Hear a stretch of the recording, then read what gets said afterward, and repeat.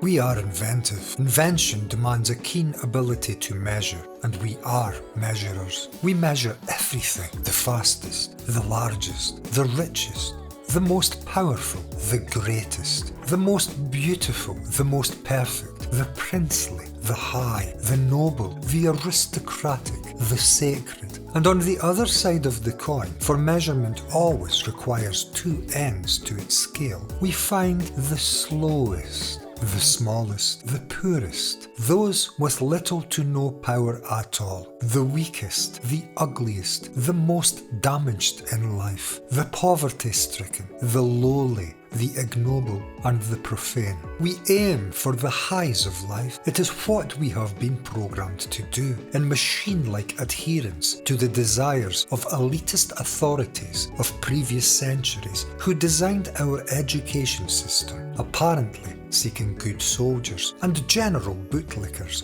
of all authority. For all of us wish to reach the top position. This is our game of competition, and once attained, no one seeks to be ever removed from such a panoramic view of life. Our world is one of measure, which is why our sorrow-filled lives have come to mean close to nothing at all. When you seek to make anything better, you must be living in the midst of the not so good. Were we previously living correctly, it would be quite impossible to attempt to make anything better. But we live in measurement, and so we are always aiming for the better. We are never perfect now, but we shall become. And so we are always living in a world which constantly needs bettering. If we were living rightly, right this moment, we would have no need at all for any 10-year authoritarian plans on any warlike footings requiring trillions. Why have we existed like this for thousands of years? And yet,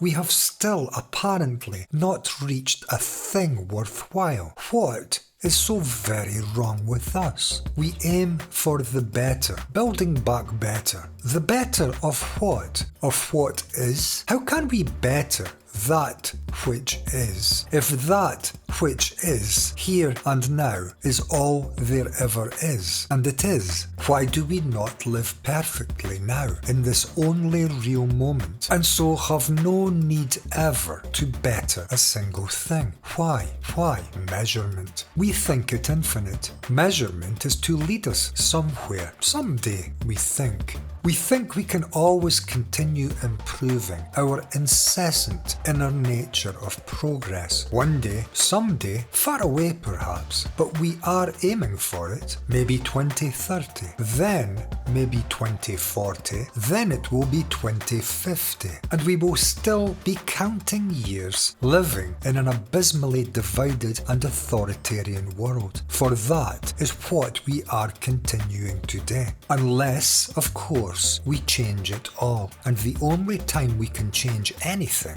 is in the only time which ever existed. Now, all will not magically fall into place, and the chaos we have forever lived under and enforced onto the lives of others shall not magically transform itself into a glorious utopia of human freedom, because we think we are growing towards something better. But that better was invented in the limited brain cells of a few of us. It's not going to happen. Measurement is everywhere in our society, and it is an absolute curse to our race. We count years, we divide life and death, we measure height, weight, success, our time, our memories, our status, our value. This approach to life, through finding substance through measurement, is one we inherited initially from the ancient Greeks. Smart people. Unfortunately, not one of them is around today.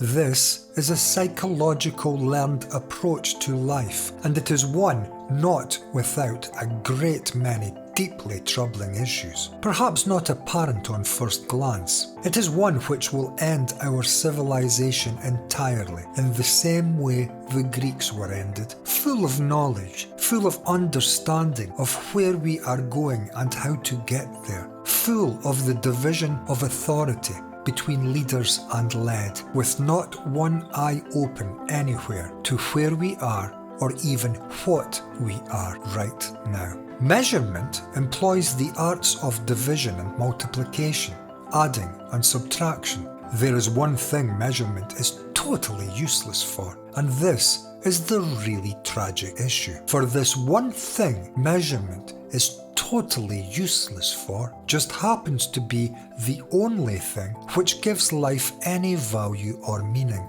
any substance. It is the only thing which has potential to bring peace to the lives of all of mankind. I'm going to sound perhaps a little cryptic now when I tell you this elusive thing is nothing. No thing. No thing is everything, and everything is beyond measurement. It is impossible to measure the infinite. Though we have a word for all, the most abused words in human history have to be the infinite and God. That which is everything, for the word universe etymologically meant one song, needs no words to divide it from other linguistic divisions, for it is in nature already contained within every one of them. A wave is indistinguishable in nature to the ocean it was given birth from. Words measure our world, our lives, and our universe. They divide it into manageable pieces. Divisions between us bring conflict and war. Divisions are inherent to measurement, and we love to measure.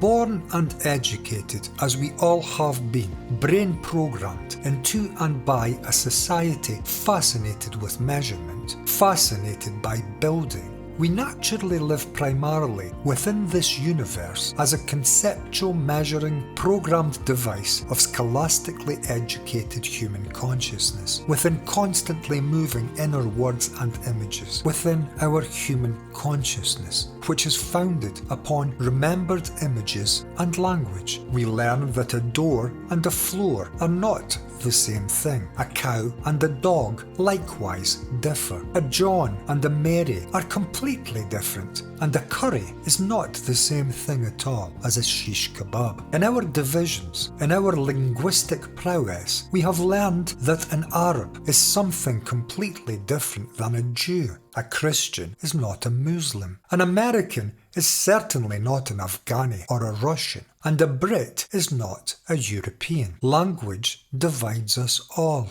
Language is a form of measurement, a form of dividing our world, which is one into pieces. The etymological root meaning of the word corruption is to break into pieces. What is undivided in our life is where the only potential for human perfection, correct living, harmony, a sense of empathy, compassion and care could ever exist. Living in order and harmony and freedom and love with all other people and with all of nature. What stops this? Is there anything of greater value in this world to progress towards? And can we progress towards such living magnificence? Is it even possible? Might trying to find perfection, constantly moving towards improvement, building back better, be the very movement which keeps us from ever receiving perfection in our sorrow-filled lives? Might seeking a gradual movement towards completion be the very movement which prevents completion in our lives this very instant? We are a slave to words. We think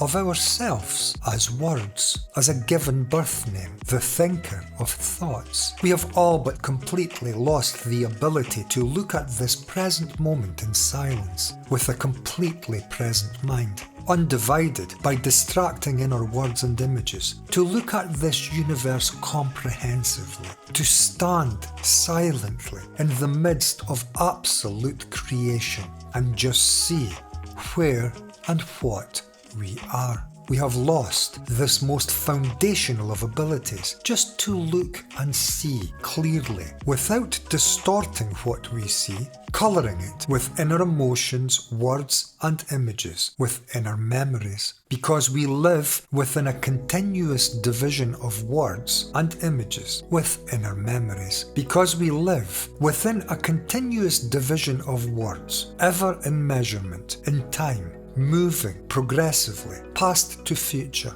ever moving towards a perceived future completion which never arrives, seeking the whole. This present moment may be a terrible thing of great suffering, but the future will be good. But now is real in a way the future never can be. And so the future differs for each one of us, arising from a demanded continuity of our past life experiences. We have come to find a sense of security living within. Here is where we find even more and greater conflict. We all are aiming for competing futures. And here is where we find our need for societal authority to control these competing ideologies for what is considered to be the dominating projected ideal. And so we ever seek to become more perfect in time, while remaining imperfect in this time, the only time there truly ever is, was, or will be, for it is always now.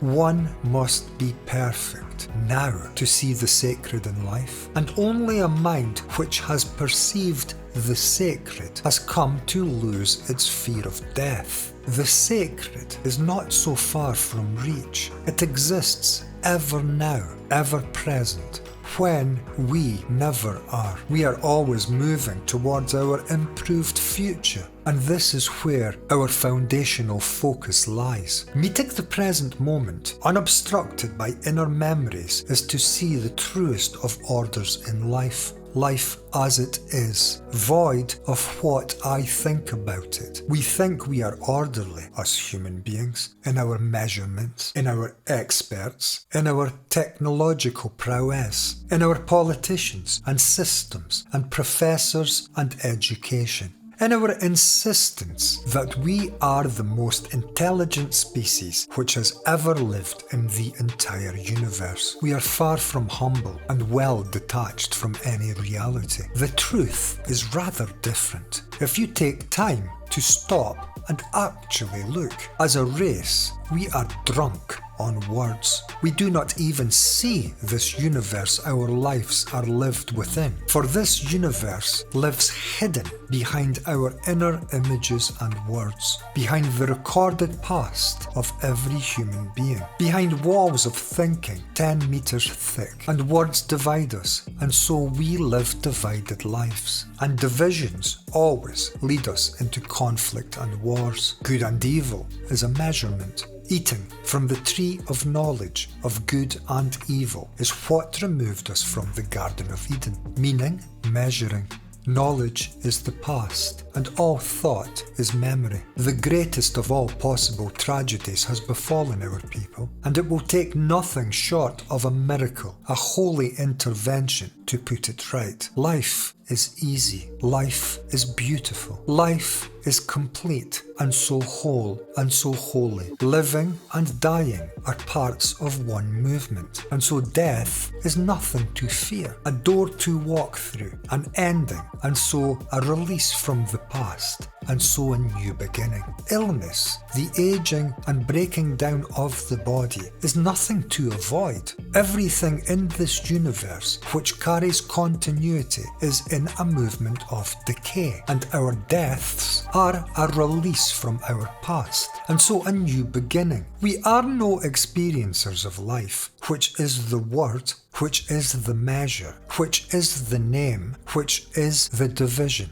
We are life itself. We are not experiencers. We are the experience of living and dying. The word universe, one song, and we are a beat on a bar of that one eternal song. We find the sacred in life when our own hearts become the sacred. we find intelligence in life when we ourselves come to meet that intelligence. We find love when we hold love closely to our own hearts. And we find death where we find beauty, love, and life. And we find it all right now, right where we are. Where else would you expect to find anything? Are you anywhere other than where you are? Ever? Are you ever existing in any other time than now? Where else will you find a deep meaning to your life other than where you are and now? You need not travel so far. You certainly need not invent any future to be coming to. The thing about measurement is measurement can make mistakes.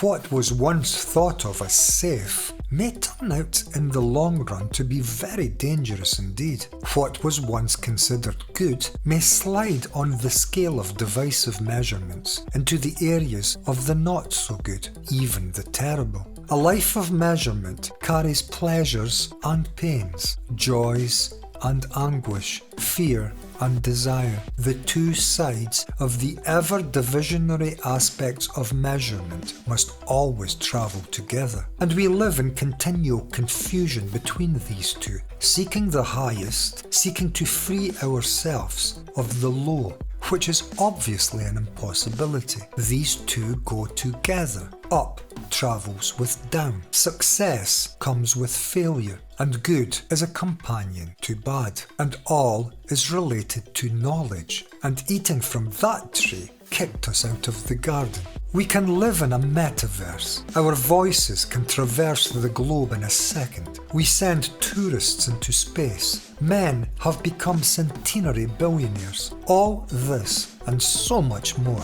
has come out of our propensity and thirst for the positive end of the scale of divisive measurements, corrupting all of our lives. A few centenary billionaires and billions starving. The opposites always travel together. If we had no success in this world, we could have no failure. And there is one thing measurement cannot ever help us with: understanding our lives and our deaths. And without such foundational ground to stand upon, our lives and deaths hold very little meaning and become a fearful and tiresome affair. Finding peace, finding love, a truly religious life. In this area, measurement must always fail. Measurement can never come to know the complete. It is ever travelling in search of completion, but can never arrive. For measurement is impotent to see the whole, and seeing the whole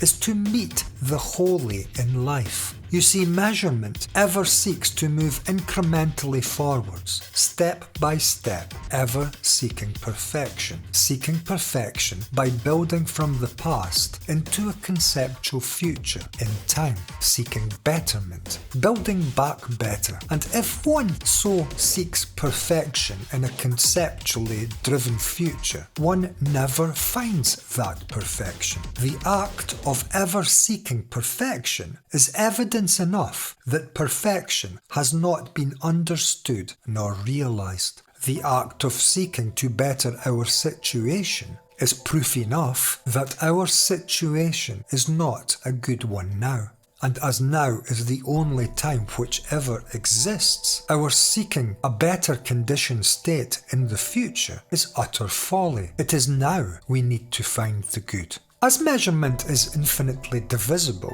we continue this game forever, involved in what we nobly come to call progress, which is merely repeating our past inability to ever reach a sense of completion in our lives, aiming constantly for what can never be attained, through the impotent action of aiming for completion in gradual accumulating measurement, seeking to better one's position. Societally programmed machines seeking change, ever stuck in an approach which can never find the change they seek. That which is complete is whole. That which is whole is holy. We are talking here of a true religion, not a religion to follow, not a religion demanding contribution nor worship, not a religion of belief, but a religion which changes a man's heart, brings his life to understanding, and his days and nights to beauty, joy,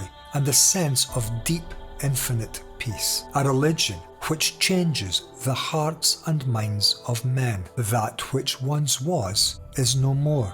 That which is unrecognizable to that which preceded and always knew. Is this not what we truly need? A revolution in our lives. A revolution in what we are. If we travel this far, we will find the time to watch and to come to understand in a universe of no time at all. For here we will meet the timeless, and we will have stopped forever our pointless progressing, as we must, if we are ever to come to witness the miracle of this living and creative universe in front of our eyes, perceived in the absolute crystal clear perception of a mind no longer encumbered and burdened by a sense of divisive and brutal self-interest, and a sense of always becoming in conceptual time, necessitating living in conceptual memories and by the never-ending calculations of an inner self, as this imperfection seeks its perfection in illusory time. But you live today, you are it all. Time invented within the brain cells themselves. You are life. You are that which is that which is. You are it all, but you live as a name, as a measure, brainwashed. Truly, you never end. You never began. You are, but you are in truth not. You are playing a game. You are lost to your true nature. You will find your true nature in complete inner silence. Why are you living on a ground of moving words as a name?